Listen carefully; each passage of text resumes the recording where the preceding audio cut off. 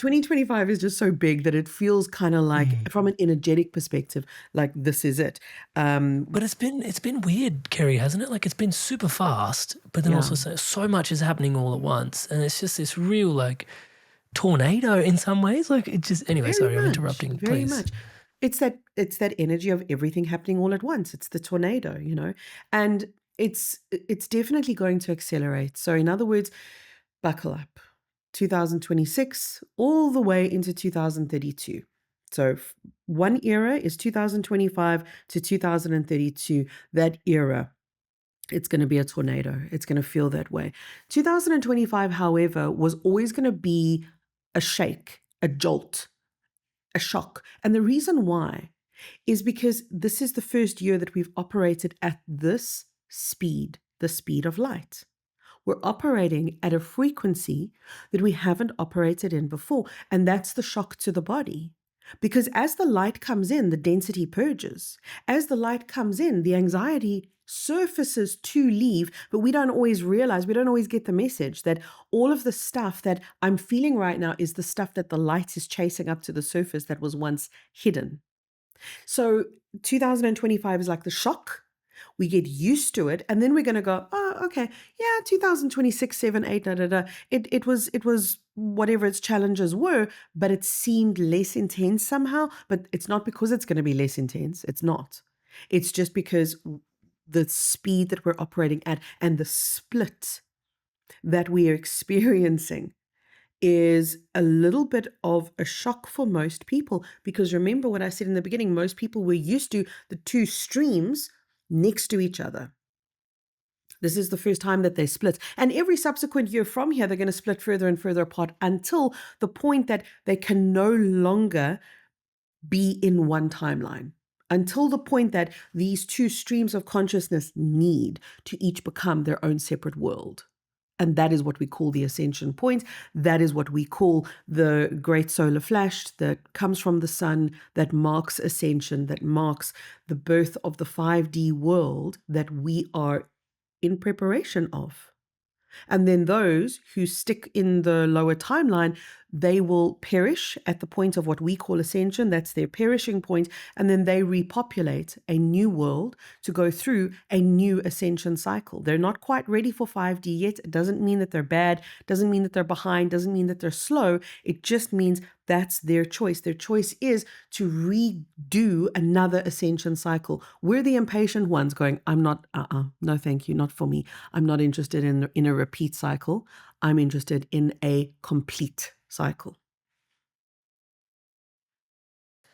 Yeah, it's really interesting. I can't stop visualizing mitosis, like cell mitosis, every time you talk about the split at the moment. Yeah. Just feels like two cells splitting and then boom. But then also it gets, with Because mitosis. Yeah. it's a beautiful visual though, Amrit, because it's like the one cell, which is the one timeline, splits into its own being, its own world.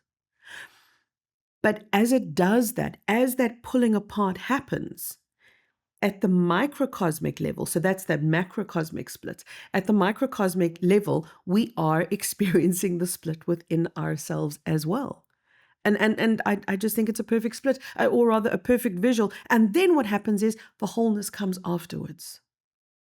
Once we move into our alignment, then it's time to, you would use the word trust, I would say experience. Then it's time to just experience and spend time in the experience of the wholeness.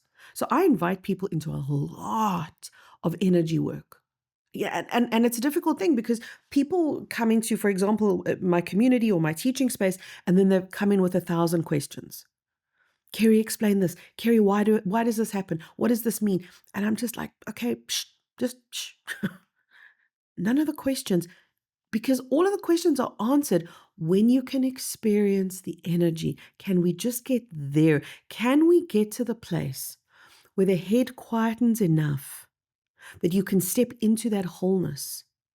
Because that is the answer.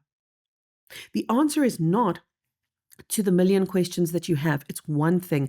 Can I be in that wholeness where I don't experience myself being pulled apart, the inner tug of war, the Yarnia? Can I just be in one supreme harmonic? And it is the most sublime peace you will ever feel.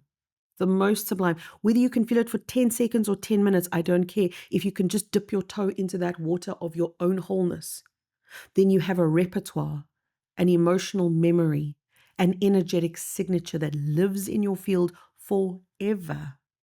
So for me, energy work, or some people might call it meditation, presence, stillness, connection, these energies are so powerful right now for us because it is the solace that we need. It is where our world makes sense. It is where the brain just shushes down a little, okay, a lot, because that is what we need. We don't need to understand, because we get very frenetic with the brain. We get very panic stricken with the brain. We get very analytical with the brain. We need to transcend the desire to have all the answers so that we can become the answer. And that's how we become the answer, by doing the energy work, by being in the wholeness. The wholeness is the remedy to that feeling of being pulled apart. The wholeness is the remedy to a world that is splitting, so that you can be the calm in the storm. You can be the stability that other people need to be reminded of as they feel themselves veering into one of the two timelines, whatever their soul choice is. In terms of bringing ourselves into wholeness, can we speak about, is the body one of the solutions? Because I know we've spoken about the body as an antenna before. Is it one of the places to come into wholeness that's the most... Yeah. well, what's the place for greatest efficacy? I probably preloaded your answer there. Is it the body? I might even be wrong. It is. And we used to operate very differently because we thought, I'm talking old school spirituality here, and I'm giving away my age as if my wrinkles weren't doing that for me. But like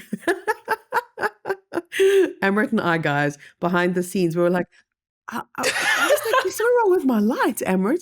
And then I looked at myself and I was like, oh no, there's nothing wrong with my light. It's actually my wrinkles. So yeah, my wrinkles and my remembrance. Old school spirituality taught us to go up and out. And it was there was almost this obsession with astral traveling and with going into the ether. We needed to go out there in order to be spiritual because, well, that was a remnant of the false matrix spirituality. We'd all been conditioned into that because why? We're powerful in the body. We are diluted when we are unanchored, when we're trying to go out there to find the light, be the love.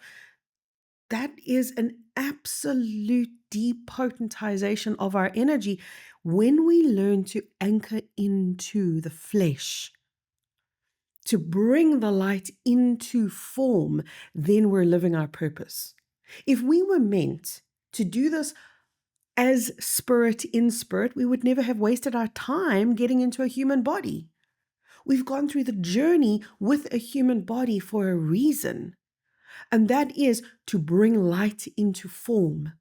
Before this life, think of it, we were, many of us, highly evolved light beings, and we had no need, for many of us, for most of us, to come into a physical form. We came into a physical form because the false matrix is a physical world. You cannot dissolve a physical world from the ether. You can only dissolve it from where it's founded, in physicality. So we came into the body, so bring the light into the body. And when you do, you bring the light into the timeline, you bring the light into the false matrix, you dissolve the false matrix. The actual purpose of being in a body is to be in it.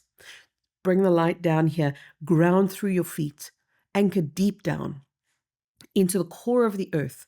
Create a little visual for yourself. Imagine yourself as something the size of a sesame seed on the surface of the earth, tiny.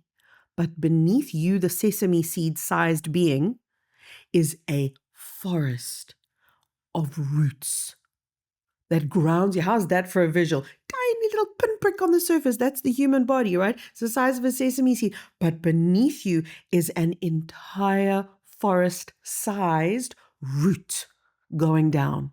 That's how you've got to ground. That's how the light comes through your tiny little human form into the earth. And that's a beautiful way for you to learn to ground light in. Do that level of work. Attain your connection to light through your physical body. And you're going to be contributing not just to your own evolution, but to the planetary evolution as well. That's what we all came here to do. But it's time now. It's time. This is no more time to think about how are we going to do this. This is where we actually do it. This is where we actually dissolve the matrix on an everyday basis. Does it start? Hey there, Inspired Evolutionary. If you absolutely loved this, well then here's a full conversation with this guest on the Inspired Evolution podcast. Check it out now.